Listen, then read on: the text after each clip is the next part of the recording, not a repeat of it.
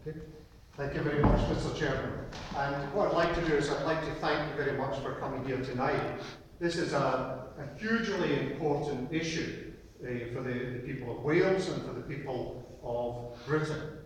The reason I'm here tonight is that, very unfortunately, in 2009 I decided to lift up a book by my great-grandfather called My Life for Labour, which was forwarded by Ramsay MacDonald. And this was written in 1924. And when I say unfortunately, I'd seen this book lying about for many years, and I thought, I'm going to read about what this old boy was up to. And when I started reading about it, I realised how he changed the face of the working class in this country. Indeed, he was a great friend of Keir Hardie, and he was the leader of the miners right throughout the First World War.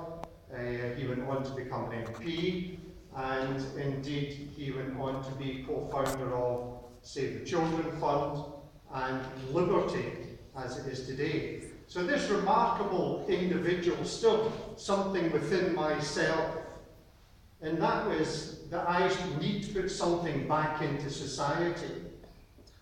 Being a businessman, it was always about trade.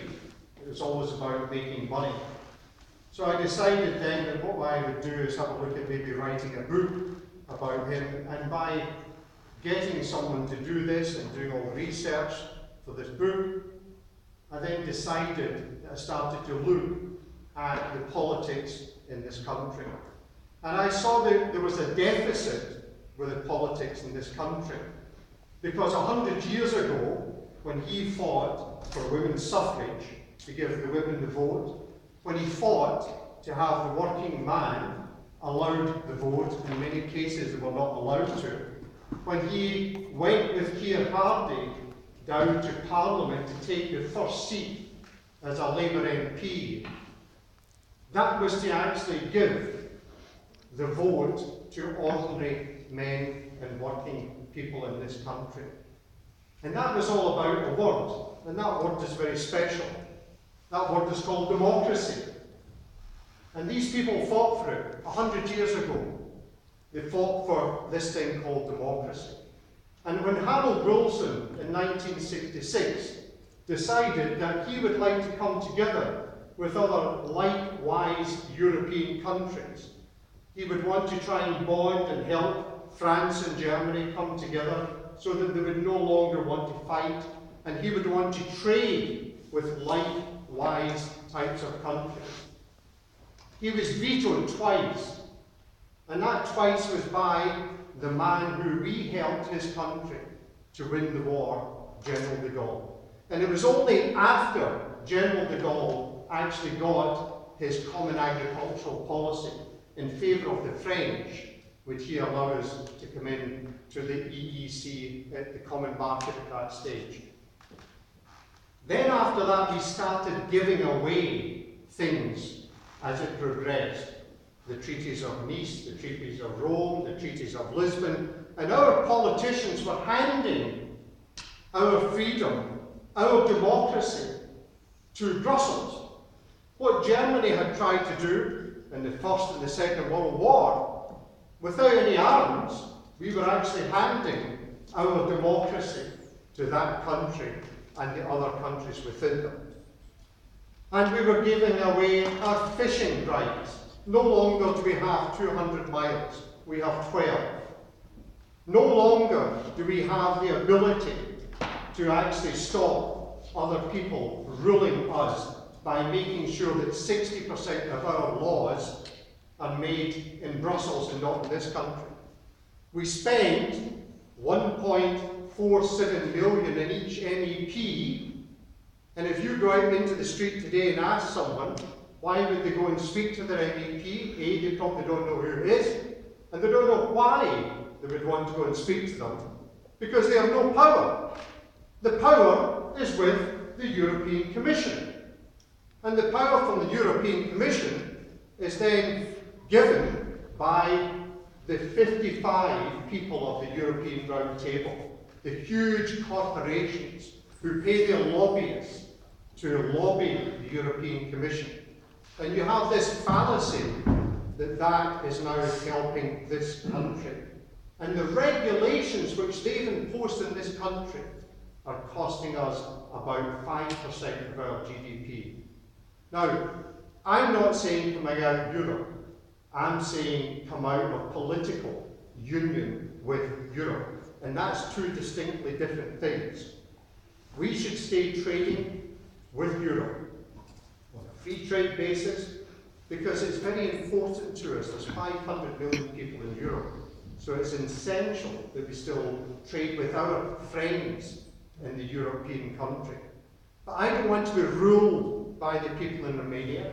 I don't want to be ruled by the people in Poland. I want to be ruled by the people that we vote into our parliaments and our assemblies. And if they don't do a good job, I want to get rid of them. Now, what is fairer than that? So we need a complete difference to what is happening today, which means we need to regain our sovereignty in this country. We need to make our politicians accountable, and we need to then open up our trade to the Commonwealth and the rest of the world, and try once again to make Britain into the great country that it was, and not just part of a federal state. Thank you very much.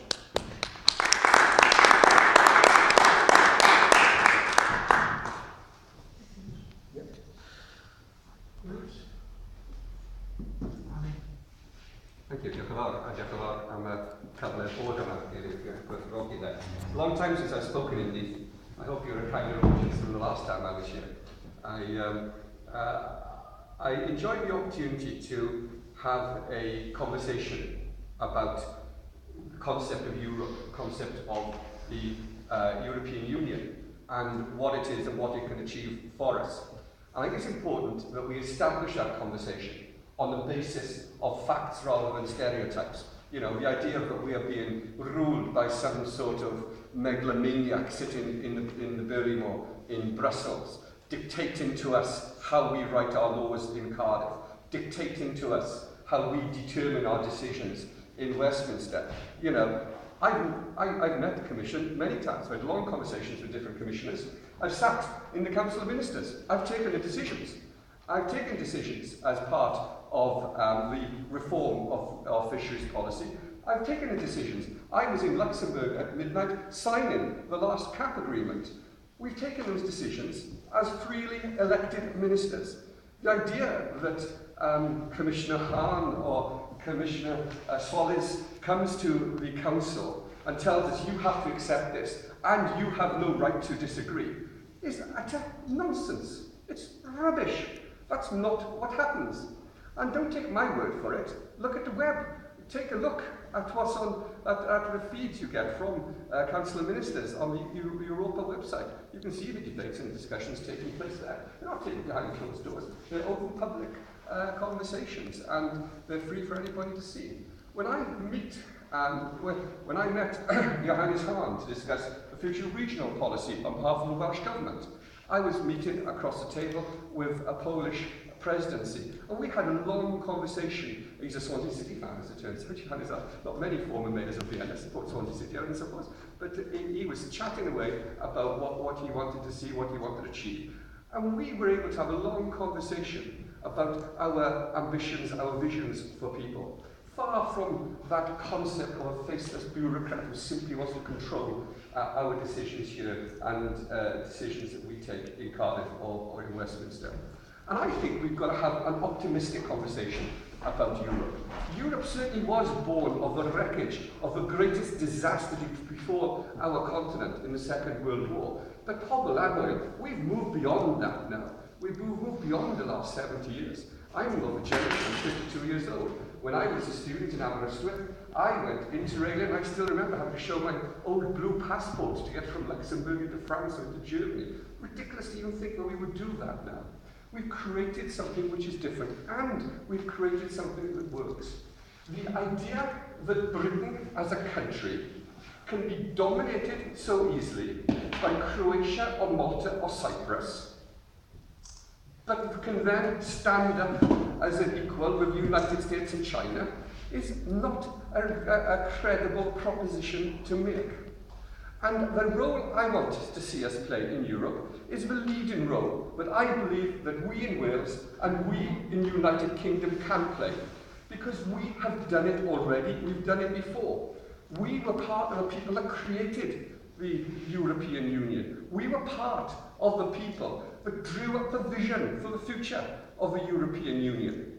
When I was sitting down negotiating the last Common Agricultural Policy, I got loads of problems with CAP. Loads of problems with it. But when I was sat there talking to the German minister, talking to my Irish counterpart, chatting away to the Maltese who were sat next to us, talking to the commissioner, I didn't feel that I was, in some ways, a lesser mortal, unable to get my own way, unable to put my case across. I had 5 different negotiating positions for Wales. We achieved all of them. We achieved all of them by sitting down over coffee a lot of the time, talking through what we wanted to do. My officials, commission officials, and others, far from the caricature that you see elsewhere. And I believe that we need to have a real common sense debate and discussion about what the future of Europe is. I want to see Europe as a union of peoples across our continent who will protect our environment. You know, I admire Blair and his conversation about his great-grandfather. You know, my grandfather worked underground with Alun in Teachers' College in Treviga. You know, I recognise that history. But when I'm thinking about the European Union, I'm thinking about Rhys. I'm thinking about Miriam. I'm thinking about my brother, who's a steelworker in Treviga. And my mother, who's voting to stay in the European Union, not because she shares some Gaullist view of what Europe could be in the 1950s, but because she wants my brother to be in work next year. And she knows that as a steel worker, he needs a European Union working on his behalf. And he needs a UK government that's going to stand up for steel workers in the European Union and not simply try to do deals at the expense of steel workers in Treviga, Port Talbot and elsewhere. So I'm going to be working on the basis of an optimistic future, of a Europe where we take decisions together. The whole idea of sovereignty, this 19th century concept, which doesn't understand devolution, you know, the British Parliament isn't sovereign in Wales, let alone elsewhere. You know, when me and Owen Patterson had a big falling out about the Agricultural Wages Board, I took him to the Supreme Court. I won. Agricultural workers now have rights which have been abolished in England. We did that because we have democratic government here in Wales and we exist under the law. Far from the caricature that's been drawn of ministers unable to take decisions. I take decisions. I went to court. I fought the Tory government in London. I won because we have a democratic settlement here in Wales where we will protect people's rights and where we will stand up for our people. So let's walk away from those 19th century caricatures of Palmerston's gunboat dictating British diplomacy across the world. And let's talk about a real vision of the future. A vision where we work together to combat climate change. A vision where we work together to protect people who are fleeing from war and famine and destitution. A Europe that protects workers' rights, a Europe that protects people and looks after people and nurtures people, enables us to trade with people. I've opened trade talks with the United States government. I've been to Washington and sat talking to US officials. And I can tell you now, when I was trying to sell lamb into the US, the first question was, you're in the EU, you have all the rules and regulations that we need. You don't have to go through any of the equivalence negotiations. You can go straight to the top of the queue, to the head of the queue, and we can get this through Congress in 2 years because you're members of the European Union. That's what matters with trade. That's what matters to people out there. That's why the NFU decided in Wales today that they're going to support membership of the European Union. That's why trade unions are supporting membership of the European Union, because they understand and they know that what matters to people in this country isn't some 19th century dreaming, but the reality of a 21st century trade. And that's why I'll be voting on the 23rd of June, on the basis of my knowledge, my experience working in Europe, and because I want the best for my children. Thank you very much.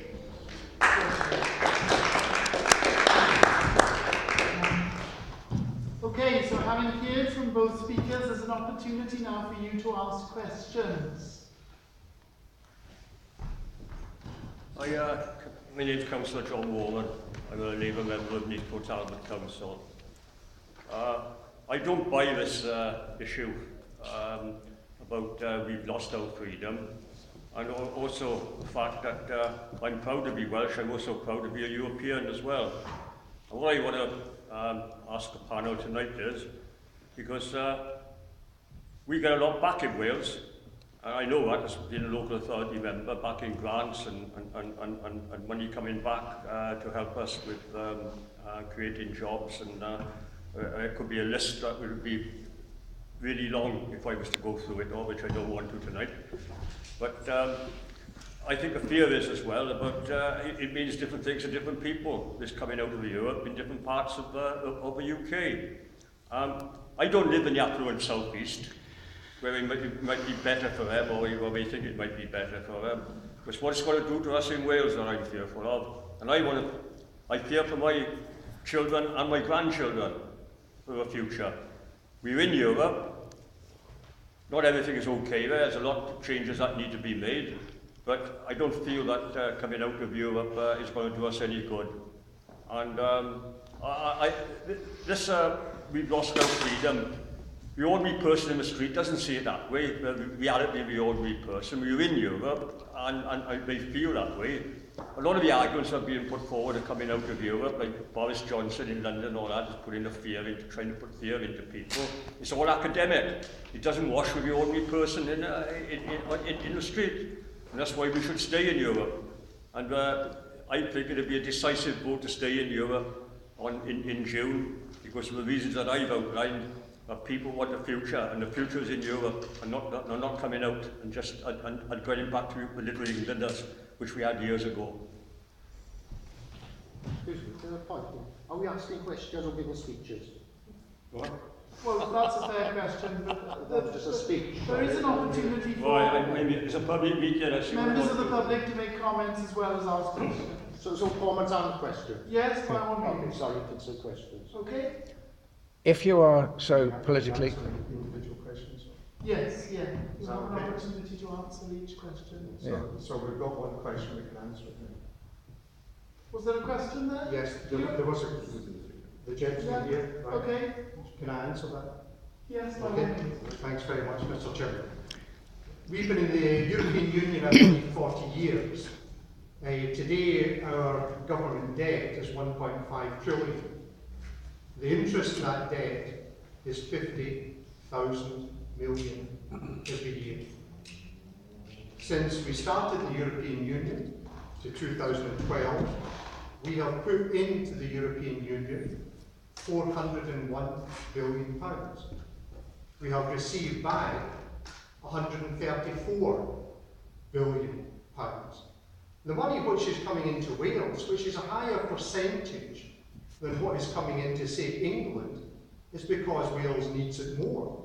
And if we come out of the EU, we would still have an arrangement with a free trade arrangement with Europe. We still have jobs, we'd still be there. We'd be the same as possibly Norway, maybe not Switzerland, but the same as Iceland. Norway today has 500 trillion of investments, not a deficit, of investments, and they're doing very nicely, thank you.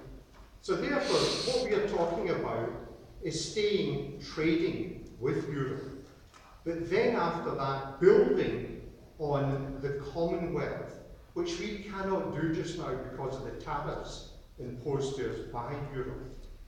And the Commonwealth have a third of the world's population.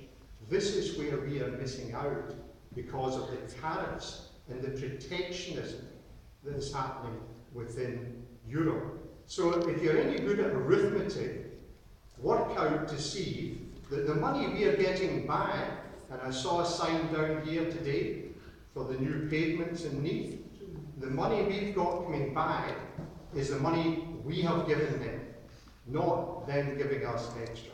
Thank you, Mr. Chair. It's interesting, the Norway option, because people talk about what is the Norway option. And you know, if you listen to what the Norwegian Prime Minister said, what it is that we pay 95% of EU contributions, and we accept 100% of EU law, and we have 0% say in that law.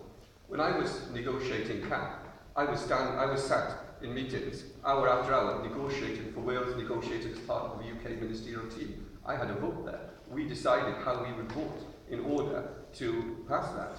No, I didn't. I understand they were in a hotel down the road, listening to what we were saying. But every decision we took, they will now implement, without exception. They will pay 95% of their contributions into the EU budget. That's what the Norwegian Prime Minister said. Yet they have no say at all in how that budget is spent and how those decisions are taken. Now you can go for that if you want to. You know, 100% of the law, 0% of say. And then you say you want our democracy back. Bob and Alun, how would you have democracy if we don't have a say? How would you like it if the Welsh Government simply said, we're cancelling the elections next year, on May the 5th, but we're going to decide how we run Wales anyway, and you've got to do as you're told. Would you call that democracy? The Norwegians don't call it democracy. That's not what the Norwegians are saying. What we need is to be playing a leading role in Europe. And we need to be shaping Europe. We need to be leading the debate in Europe, not running away from it. I'm not scared of the Romanian minister, the Maltese minister. I'm not too scared to take on our friends across the Irish Sea. I'm not too scared to run away from the French and the Germans and the Italians. They're my friends. I want to work with them. I want to find different ways of governing this continent together. I don't want them to decide what rules I have to impose on people here in Wales. I want to take those decisions. That's democracy. That's sovereignty. Sovereignty is us being in that council, taking those decisions, not sitting in a bar outside waiting for somebody else to do it for us. Thank you. Any further questions? Gentleman at the back. Yeah, thank you, Chair. Alan mentioned trade unions. Well, I work for a trade union, Unison, and I also knew from the Labour Party, and in a strong campaign to stay in Europe, particularly for the workers' rights, which we get out of Europe. My question to the panel would be what are the workers' rights going to look like if we come out of the European Union? For example, a lot of the health and safety legislation we currently have come from Europe. A lot of the workers' rights we have come from Europe. And from a trade unionists, I'd be very concerned if we are out of that and we don't have a say then. And we allow political parties then to say what they can and cannot do to employees through the workers' rights. Okay, Alun Davies, workers' rights. Well, of course, if we take Blair's point of view and we adopt the Norwegian model, there won't be any change at all, except we won't be able to determine them, and we'll have no vote or no say in what those models are, because we'll just have to impose them on the people of the United Kingdom as part of the free trade deal. That's what the Norwegians do. And now, I wouldn't want that. I think that's the worst of all worlds. Worlds you pay into a budget which you've got no control over, which you've got no say over. You implement laws which you haven't determined, which you haven't decided, which you haven't got a vote on. And then you call that freedom. Well, I don't. That's not the democracy that I understand. It's not the democracy we practice here in Wales. So what I want to see is a regulated market. I think the creation of a single market, I'll say this, right? It's something I've never said in public before, and I've never even thought in private actually, but Margaret Thatcher's creation of a single market was a good thing. You know, I remember back in the 80s, when we were debating and discussing creating a single market, I had real worries about it, you know, some things that Mark could probably discuss in terms of TTIP at the moment. Real worries about it. But what we did was create a single market of 500 million people, and one of the biggest single markets in the world. But I believe we need to regulate that market. As a socialist, what I want to see is people benefiting from that market, benefiting from that trade. I don't want to see, and the reasons why you've got all these right-wingers in London in favour of leaving the EU is because they know that they can strip away workers' rights, protections, health and safety law, take all of that away, make more money for themselves, for their private businesses, the hedge funds and the rest of it, whilst the rest of us have to labour under incredibly harsh working conditions. That's why they're in favour of it, you know. That's why all these hedge funds are bankrolling campaigns to leave the European Union, because they can see pounds in their eyes. What I want to see is a European Union that stands up, protects workers, protects people, protects communities, works alongside people, is a collaborative and a cooperative union where we take decisions together. I don't want decisions imposed on me, and I don't want people who work in some of the most dangerous industries that we have, extractive and heavy industries here in Wales, lose any protections at all. And I also do not want to see my daughter losing her right to maternity. Can I? I think that's an excellent question. And I think it's an excellent question because my attitude is that we left the European Union, I would like to see us taking up the European Economic Association, not association, I've lost that slightly there, but basically what I'd like to do is to take up the EEA and EFTA and do very similar to Norway. But the thing is, if we do that, we save all the protections and the rights which we then have in Europe, which come into this country then. So that is something. What we're then doing is freeing up ourselves to do international trade deals without being tied into Europe. But one point that I've really got to make about Norway, because they do that just now, is if you look at what Norway actually pay in per capita to the European Union, to be part of the EEA is about 55% for saving in what we currently pay in to the European Union. So it's not 90 or 95%. If you have a look at the facts, you'll find it's about 45%. So that's really important. The other thing is that what is wrong with the people of this country deciding they want better rights than maybe what they have in Europe? Surely it's the freedom then for the trade unions in this country who have been curbed over the years, by them being thrashed down. I want to see strong trade unions here. I want to see people in this country being paid a living wage. And I want that to come from the people through their representatives in the Senate and in Parliament. I don't want to be controlled in Brussels and then Strasbourg. Alun, your facts and figures, were they right? Yeah, Blair uses the numbers without the UK rebate, of course. So when you take the rebate into consideration, the numbers fall. There's always some debate about numbers. What you've got to do is to understand how much the UK pays into the European Union, how much you get back, and then the rebate, and what you've got left is actual what was paid in. It costs about 6 billion a year, 6 or 7 billion a year when you actually take that into consideration. It varies from year to year. Now, if you look at how that works out, I think it's about 15 million a day when you take that into consideration. Now, 15 million pounds sounds an awful lot if you're spending that every day. The United Kingdom government spends, and UK governments, if you like, including Wales, Scotland, Northern Ireland, we actually spend something like 2,000 million pounds every day anyway. So when you actually work it out, it's 0.8% of our total UK spending to access the biggest trade market in the world. Now, I think that produces pretty good value. Blair, small amount of our budget for access to one of the biggest trade economies in the world. If you look at any expert in finance, they'll say that the regulations in Europe cost this country something like 5% of GDP. If you take our GDP at 1.5 trillion, that's an awful lot of money. If we actually take control back, but we still get access into free trade in Europe, we can then take that money and save it. We have got to, as a country, start to look at paying down the debt in this country. The country is like a business. What we do is we make money by trading. That's the only way we make money is by trade.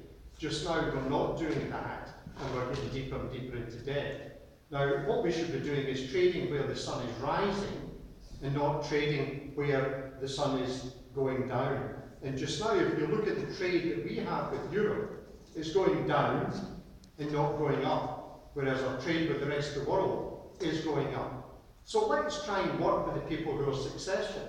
Let's treat this country as a business, and let's start to go back to manufacturing, exporting, making money, and again, making this country great.